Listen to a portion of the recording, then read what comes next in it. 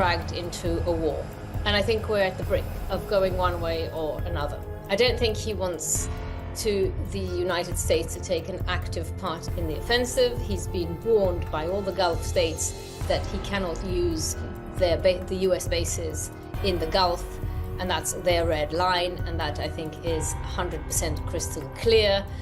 There's a lot of pressure coming from Qatar and Saudi Arabia and Oman for him to put pressure on Israel to end the war. I think all the Gulf states are very important to him. He's very interested. He's transactional. He would like a transactional peace with Iran. He would like to have access to Iran's many natural resources. And that's also why he would like the Ayatollah Ali Khamenei, the supreme leader of Iran, alive. I think he would like to be able to get the Nobel Peace Prize. And he knows full well that if he gets into a war in Iran and moves to the offensive, there is no way that he's going to get the Nobel Peace Prize. How to get to peace, how to get to peace with Iran is a complex question.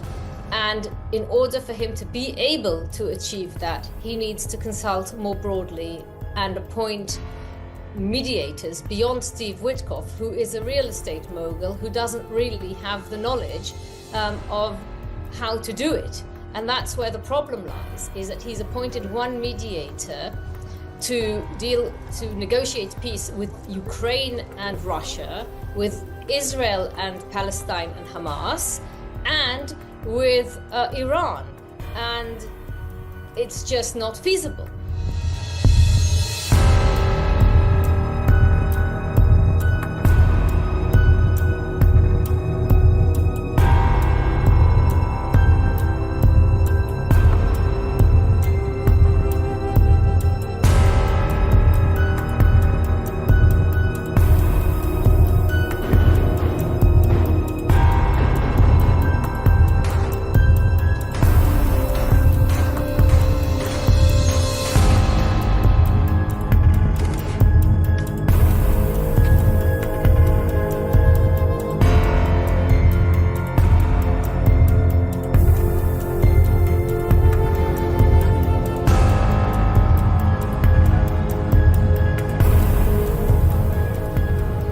As Israel continues its attacks on Iran, there's growing speculation that it may need to talk to Washington about the possible use of American bunker buster bombs. That's because if it wants to realize its goal of destroying Iranian nuclear facilities, it's going to have to take out the Fordo enrichment plant, which is buried deep under a mountain in Iran. Right now, Israel itself lacks the conventional capabilities to take out such a facility, so it would need to talk to the U.S. about the bunker buster. Now, the bunker buster is not a specific bomb; it's a type of bomb.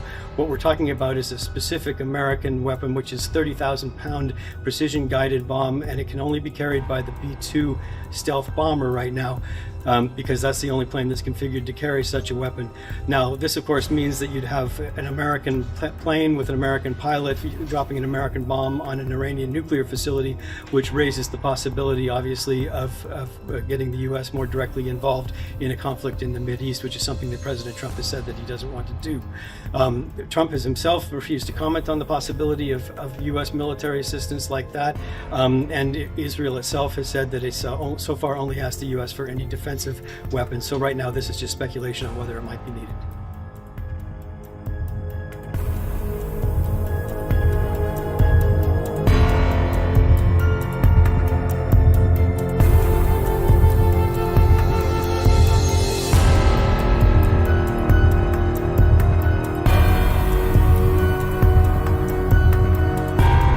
If you like this video, then like, share and subscribe to Mirror Now.